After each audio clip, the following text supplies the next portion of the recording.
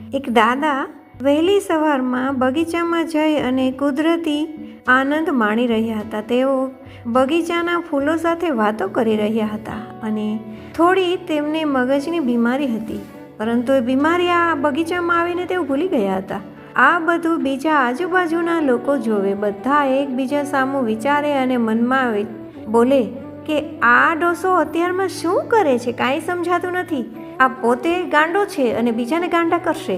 આવા કેટલા વિચારો આવ્યા હતા. અને એટલામાં જ એક યુવાન કાર લઈ અને બગીચા પાસે પહોંચી ગયો. કારમાંથી ઉતરી અને તેઓ તેમના પપ્પા પાસે આવ્યા અને મીઠી મધુરી વાતો કરતા કહે છે, પપ્પા કેવી મજા આવી તમને? મજા આવી ને? તમને આ બગીચામાં કેવું લાગે છે? તમારી મજાનો કોઈ અનેરો આનંદ છે? મને તો કહો, હું પણ આ બગીચામાં તમારી જેમ આનંદ કરું. આવી મીઠી મીઠી વાતો કરતા હતા અને બધા વિચારે કે આ કોણ છે? એક તો ક્યારનો આ ડોસો બબડે છે ને અધૂરામ પૂરું બાકી રહી ગયું તો ત્યાં બીજો આવ્યો. એક ભાઈથી રહેવાયું નહીં અને એને કહ્યું કે આ કોણ છે અને તમારે આ શું થાય છે? ત્યારે પેલા યુવાને જવાબ આપ્યો કે આ મારા પપ્પા છે. ફરી પાછું ભાઈએ સવાલ કર્યો અને કહ્યું કે આ રીતે ગમે તે ભાગી જાય તો તમને કેમ ખબર પડે અને કંટાળો ન આવે? રોજ જ્યાં જાય ત્યાં પાછળ ગોતવા જાવું, આ બધું તો અઘરું ન કહેવાય? આવા કેટલા સવાલો એ ભાઈના મનમાં થતા હતા અને દરેક સવાલના જવાબ યુવાને આપ્યા.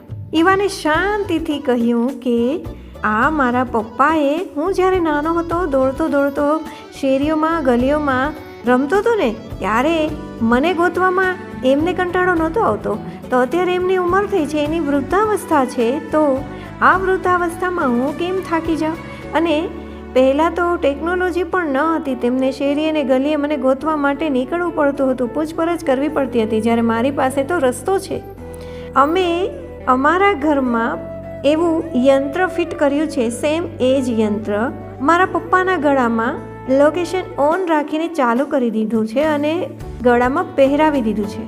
હવે અમારા ફોનમાંથી અમને ખબર પડી જાય કે મારા પપ્પા અત્યારે ક્યાં ગયા છે. બહુ અઘરું નથી લાગતું? ફરી પાછો ભાઈએ સવાલ કર્યો. ત્યારે આ યુવાને ફરી પાછો જવાબ આપ્યો કે અઘરું શું વળી? આપણા માટે આપણે ગમે તેટલા ઊંચા હોઈએ ને તો પણ આપણા પરિવાર સિવાય ઇમ્પોર્ટન્ટ કંઈ ન હોવું જોઈએ. મને તો મારો પરિવાર અને હું એ બે જ મહત્ત્વની બાબત દેખાય છે. ભલે હું ગમે એટલી ટોચ પર જઈને બેસું, જે કાંઈ છું તે મારા પરિવારને કારણે છું, મારા માતા પિતાને કારણે છું. આ સ્ટોરી ઉપરથી તમારે ખાલી એટલું જ શીખવાનું છે કે આપણે નાના હતા ત્યારે આપણા મમ્મી પપ્પા થાક્યા નહોતા, આપણે એમના માટે કેમ થાક્યા?